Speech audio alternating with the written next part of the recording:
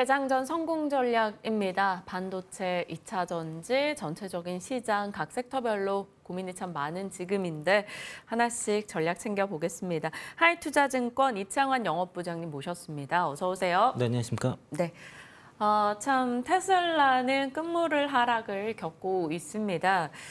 가격 인하 소식, 그 외에도 리콜 소식, 감원 소식 등등의 영향을 받아가면서 하락을 보이고 있고요. 국내 2차 전지 같은 경우는 섹터로 봤을 때는 낙폭 과대에 초점이 맞춰질 때마다 한 번씩 반등을 주기도 합니다. 그리고 수출 데이터 등이 나올 때도 일부 상승세를 나타내기도 했는데요. 어제 전방위적인 강세가 어떻게 연결될지 한번 이야기 듣고 싶어요.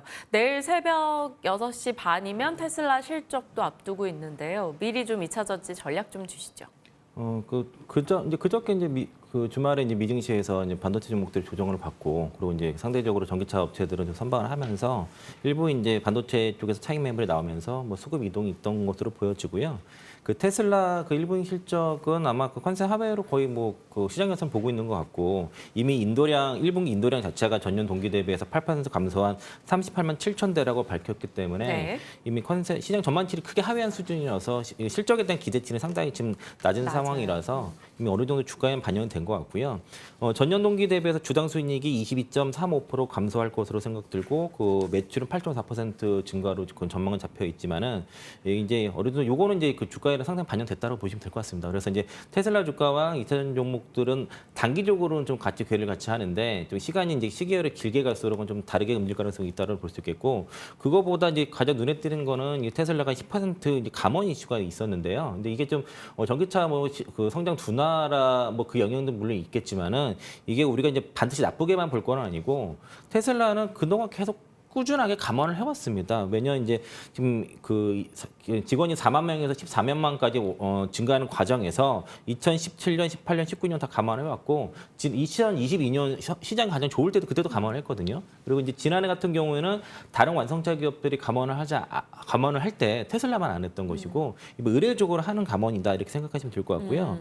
눈에 띄는 거는 요게 이제 이번 그 배터리 내재화 핵심 인물인 그 파워트레인 엔지니어링 사업부 그 선임 부사장인 그 드류 베글리너가 이제 떠났다는 거고요.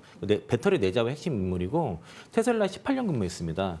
로드스터 때부터 직접 이제 그 전기차 제작에 참여를 해가지고 테슬라 배터리 내재화 핵심 인물인데, 여기에 대해서 이제 그 현대차증권에서는 테슬라가 이제 그 배터리 내재화에 대한 투자를 줄이고 AI라든가 로봇, 자율주행 쪽에 자원을 집중하기 위해서 그런 것이라고 판단했고요. 이를 통해서 이제 아마 내재화가 지연되거나 아마 앞으로 하지 못할 수도 있다, 당분간 진행하지 못할 수도 있다는 얘기를 했었고, 이런 테슬라의 이런 배터리 내재화 지연이라든가 실패 가능성은 어쨌든 국내 배터리 업체들한테 좋은 기회다라고 보여질 수 있고요. 여기에 연관된 뉴스가 어제 좀 나왔던 게, 그 테슬라와 그 LG 에너지솔루션의 그 6조 원 규모의 그 전극을 주문했다는 그런 그 네. 기사가 있었는데, 이거 좀 설로 봐야 됩니다. 왜냐하면 이게 그 완성차 기업들이 배터리 업체들한테 자주 이렇게 그 배터리 완제품보다 이렇게 전극단에서 이렇게 지금 그 주문 반도체처럼 OEM 그 파운드리처럼 네. 이런 식으로 주문들을 많이 요구를 하는데 대부분 거절하고 있고요. 테슬라도 꾸준하게 이런 걸 요구를 했는데 대부분 거절됐다가 최근에 다시 한번 얘기를 한 것 같고, 이게 이제 결국에는 그 4680 배터리 생산이 지금 여의치 않다라는 걸 의미한다고 볼 수 있겠고요. 같은 사례가 리비안이 그 금양한테 이제 469 원통 배터리 이제 그 주문을 했을 때 금양 쪽에서 전극만 줘서 나머지 이제 뒤에 그 조립 공정이라든가 활성 공정은 리비안 쪽에서 하는 걸로 얘기했는데, 결국 그것도 못했거든요. 그러니까 테슬라는 어쨌든 그 전극 공정 외에 그 조립 공정이나 활성 공정은 자체적으로 해보겠다는 거고요. 이게 이제 엔소리 납품하는 상관없이 테슬라가 지금 그 공장이 G1과 G2 공장이 있는데, 여기서 4680 원통 배터리를 생산하고 있는데, 요게 이제 가장 어려운 단계인 전극 공정을 포기하고 뒤에 수공정만 하겠다, 그런 의미로 좀 받아들이시면 좋은데, 네. 이렇게 되면 반제품 형태로 납품되기 때문에 일단은 그 당장의 가동률은 배터리 업체로 올라가서 좋겠지만은 장기적으로는 이게 좋은 선택만은 아닐 겁니다. 그래서 이게 과연 성사될지 여부는 좀 미지수다. 이게 배터리 업체 입장에서 이거를 쉽게 받아들이지 않을 것 같고요. 그리고 이제 그 사이버 트럭의 구조가 이제 여기 4680이 들어가는데 다소 이게 배터리 팩 구조가 좀 높습니다. 여기에 469라든가 46120까지 들어갈 수 있는 구조로 설계돼서 이게 다른 외부 업체 배터리가 들어갈 수 있도록 설계된 것도 좀 특징이라서 이거 좀 재밌는 얘기고요. 그래서 테슬라의 그 감원 이슈라든가 이런 것들은 반드시 우리 2차 전지에 있어서 나쁜 뉴스는 아니다. 이렇게 해석하시면 될 것 같습니다. 네, 좋습니다. 그러면 이제 테슬라 그리고 LG 엔솔 관련한 뭐 소식을 살펴주셨고 그 외 종목들도 들여다볼게요. 요즘 그렇잖아요. 2차 전지 내에서도 엔캠이 갈 때 다른 뭐 양극재 소재 쪽이 내려가 있고 이 양극재 소재 쪽이 올라오면 또 엔캠이 이제 내려가는 약간의 시소 흐름이 나오고 있어요. 그래서 엔캠을 비롯한 다른 소재 종목들 전략도 같이 듣고 싶어요. 요즘 1분기 이제 업체들의 실적이 그리 좋지 않을 것으로는 이미 알고 있는데 하반기 실적이 좋아질 거야. 뭐 추라 가격이 좀 올라가고 있어. 긍정의 뉴스 등이 조금씩 잡히거든요. 뭐 대체한 그 업황 한 6개월 정도는 선반영한다고 보시면 될 것 같고요.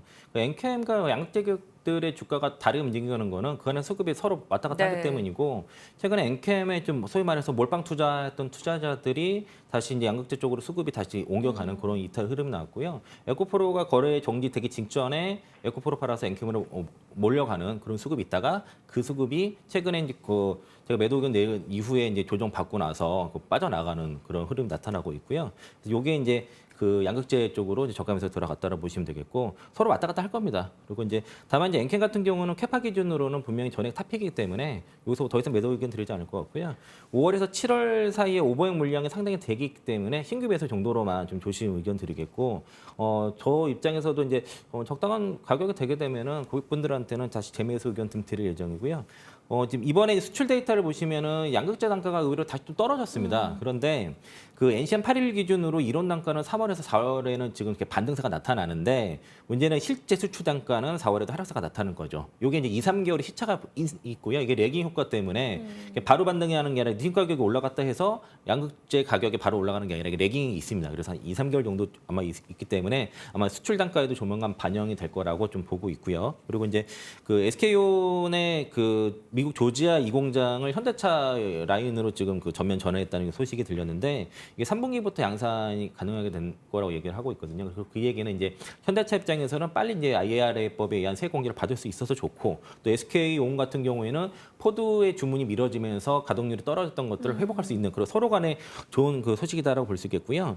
그 SK온이 1, 2공장 중에서는 이 공장이 11.7기가와트시 규모로 갇혀 있는데 그동안 포드 라인을 전용 라인을 현대차로 완전히 바꾼다라고 볼 수 있겠고 이로 인해서 SK온 그 북미향 쪽에서의 뭐 양극재라든가 소재 업체들의 뭐 에코프로비엔 같은 회사들은 이제 대규모 수주를 좀 기대할 수 있는데 최근에 이제 그 수주가 안 나오는 이유 중에 하나가 그 소재 업체들이 의도적으로 좀 대규모 규약을 좀 피하고 있다 그럽니다. 이게 이제 관물 가격이 낮은 상태에서 장기 계약을 해버리면은 나중에 올라갔을 때 물론 가격 반등은 되겠지만은 그게 좀 문제가 되다 보니까 지금은 최대한 스팟성으로 납품을 하고 어느 정도 관물 가격 회복된 이후에 이제 그 대규모 공급 계약을 하려고 하고 있고요. 지금 꾸준히 셀 업체 쪽에서는 공급 계약을 요구하고 하고 있지만은 소재 쪽에서 좀 피하고 있다. 이렇게 좀 판단하시면 될 것 같습니다.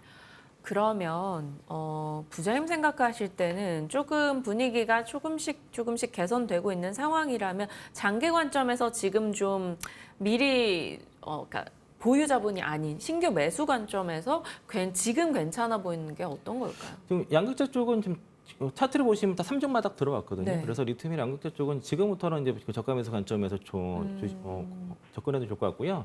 저는 뭐 탑픽은 이제 그 1분기나 2분기까지도 어쨌든 적자가 나지 않는 뭐 코스모 신소재를 탑픽으로 좀 보고 있습니다만은 다른 양극재 기업들도 이제 3바닥 구간이니까 여기서는 부담 없지 않나 싶고 그리고 전액 쪽은 최근에 많이 올라갔기 때문에 좀 추가 조정을 좀 기다릴 필요는 있을 것 같습니다. 그래서 이게 이제 뭐 버린 섹터가 아니라 적당한 좋은 가격에 이제 매수 준비를 하면 좋을 것 같다. 동박 쪽도 최근에 이제 조정 많이 받았으니까 네. 오늘 롯데 에너지 머티리얼도 리포트 나왔더라고요. 실적 뭐 1분기부터 개선된다고 그래서 동박 관련 종목들도 지금 뭐 저가 매수가 가능하지 않을까라고 보고 있습니다. 동박, 분리막 이런 쪽은 수출도 좀 괜찮게 잡히더라고요. 말씀 주신 내용들 저희 잘 정리해서 접근해 보겠습니다. 자, 엔터주 갈게요. 어제 하이브가 이제 내부 이슈로 인해서 급락이 나왔고요. 다른 엔터주는 조금 올라가긴 했는데 이런 하이브 쪽 이번 뉴스, 뭐 민희진 대표와 하이브 회사와의 갈등 이런 것들을 놓고 봤을 때 엔터주에 대한 투자 심리를 좀 훼손시킬 수 있겠다라는 생각이 들더라고요. 네, 하여튼 이번에 다시 또 바닥을 잡나 싶었는데 또 하이브가 가장 먼저 치고 가고 있었거든요. 그래서 어제 이제 하이브 산하 레이블 그 어도 쪽의 그 경영 탈취 시도 의혹으로 인해서 이제 하이브 주가가 급락을 했는데 이제 하이브 쪽과 그 미니 대표가 같이 있는 그 어도 쪽의 경영진과는 지금 서로 지금 얘기가 좀 다르거든요. 그래서 이거를 제가 뭐 중립 입장으로 말씀드려야 되기 때문에 뭐 어디가 맞다 이거를 말씀드리진 않을 거고요. 다만 이제 그 팬들 입장과 주식 투자자 입장은 좀 다른 건 팬들의 입장은 누가 맞던지 간에 지금 뉴진스 5월달에 복귀를 하는데 복귀 이상이 없도록 해주세요. 그 알리카 뉴진스 간에 싸우지 않게 해주세요. 뭐 이런 정도고요. 투자자 입장에서는 다소 리스크로 좀 보고 있는 거죠. 그래서 이제 하이브가 지분을 80% 가지고 있고 민희 대표와 나머지 그 어도 경영진이 20% 갖고 있기 때문에 이게 뭐 경영권을 탈취한다 이건 자체는 물리적으로는 불가능하고요. 만약 이걸 하려 그러면은 어도 쪽에서 최소 100억 이상의 유상증자를 해야 됩니다. 뭐 그건 쉽지 않을 것 같고 다만 이제 투자자 입장에서는 이제 하이브가 대표적으로 레이블 체제를 구축하고 있기 때문에 이 레이블 체제 리스크가 부각될 가능성이 있습니다. 그래서 어저께 보면은 멀티 레이블의 시초에 YG 엔터테인먼트가 하루 전환을 했고 그리고 2018년도부터 멀티 레이블 체제 도입을 했지만 사실상 본부 체제 YG 엔터라든가 멀티 레이블 체제를 도입 계획인 SM 그래도 주가가 상승으로 버텼다는 거죠. 그래서 엔터지 쪽에서도 당분간 멀티 레이블 체제에 어느 한 군데가 문제됐을 때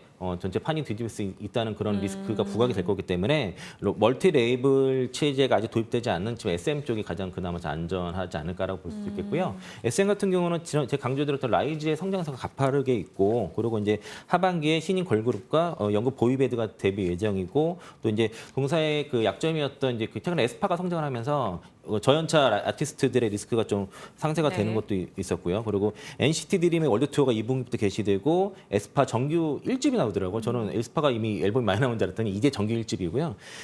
그리고 라이즈도 이제 그 미니 1집이 나오고 그 라이즈와 최근에 이제 그 6인조 다국적 보이그룹 NCT 위시가 굉장히 빠르게 성장하고 있어서 지금 보이그룹이 빠르게 올라오고 있다는 겁니다. 그래서 이제 SM 쪽에 대한 밸류에이션 매력이 있다라고 말씀드리겠습니다. 네, 엔터주 살펴주셨고 SM에 대해서 왜 메리트가 있는지 잡아주셨어요. 저희 공략주 들을 시간이 한 1분 정도밖에 없습니다. JVM 포인트 짤막하게 잡아주시죠. 네, 동사가 파우치 조제용 글로벌 1위 업체고요. 그 약국 조제 시스템 자동화 업체인데 기존에 이제 이게 그 국내 90%, 해외 50% 정도 점유율인데 이게 지금 굉장히 성장이 좋아요. 그런데 요거 말고 로봇 공학에 들어간 그 뭐 약품 검사 자동화라든가 다관절 조제 자동화 등의 제품들이 이 제품 대비해서 단가가 2배에서 10배가 높아서 이 부분의 성장세가 기대가 되고 그리고 올해 계속 사상 최대 실적이 계속 갱신될 것으로 보여집니다. 그래서 이제 워낙 이제 밸류에이션도 괜찮다 보니까 SK증권에서 목표가 39,000원 제시했고요. IBK에서도 42,000원 제시했는데 현재